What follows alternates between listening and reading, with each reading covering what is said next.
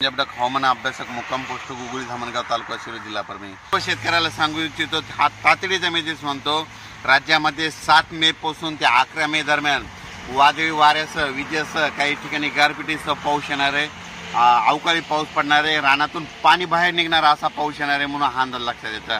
विभागावाई बोलायचं झालं तर राज्यात सुरुवातीला आपण पूर्व विदर्भातून सुरुवात करू। राज्यामध्ये 7 ते 11 दरम्यान पूर्व विदर्भामध्ये म्हणजे खूप ठिकाणी शेतातून पाणी बाहेर निघाला असा पाऊस पडणार आहे, विजेचा पडणार आहे, विजा असणार आहे, गारपीट देखील होणार आहे, वारा देखील असणार आहे म्हणून स्वतःची काळजी घ्यावी। त्याच्यानंतर पश्चिम विदर्भात देखील सर्व शेतकऱ्याला सांगू इच्छितो 7 ते 11 मे त्या दरम्यान तुम्ही तुमच्या हळद असेल, कांदा असेल काढून झाकून ठेवा, कारण की 7 ते 11 दरम्यान जोरदार पाऊस पडणार आहे, ओढे नाले वाहतील असा पाऊस येणार आहे म्हणून हा अंदाज लक्षात येतो। त्याच्यानंतर मराठवाड्याकडे वळू।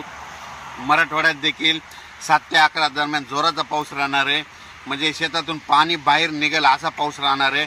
ऊसावाल्यासाठी हा पाऊस चांगला राहणार आहे म्हणून हा अंदाज लक्षात घ्यायचा।